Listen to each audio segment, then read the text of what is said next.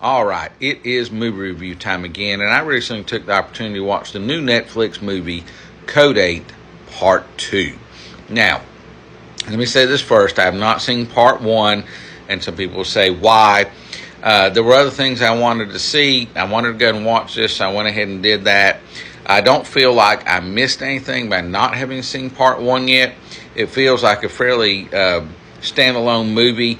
I know obviously there will be ties to Part 1, but I was able to follow everything without having seen that currently.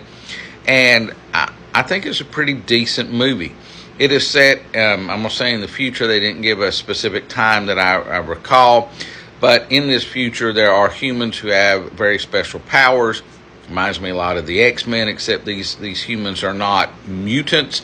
But they basically kind of hide their powers, suppress them as much as they can.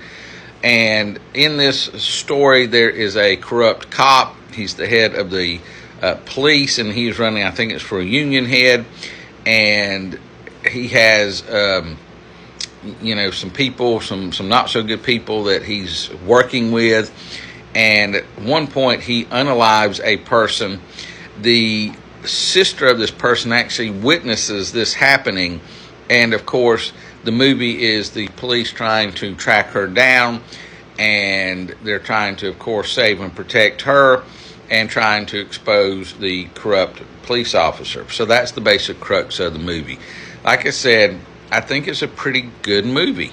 I do feel it's a lot of other movies kind of all tied together. Like I said, I felt some X-Men vibes with the superpowers. There were just a whole bunch of other movies you could probably piece together to make this. It has, of course, that futuristic vibe to it with police dogs that are robots, police officers, as you can see here in the picture, that are robots. So, you get some Terminator vibe, things like that.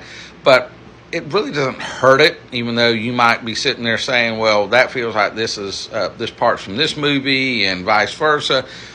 But I think it works. It's a pretty solid action movie.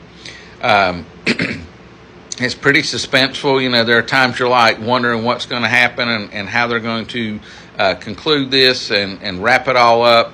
But I thought it was a decent, solid movie. Netflix can always be very iffy with what they put out. I'm going to put this in the more solid middle category. And, if you haven't seen Code 1, I think you can watch, or Code 8 Part 1, I think you can watch this without having seen that. And I'm going to give it 3.5 out of 5 stars.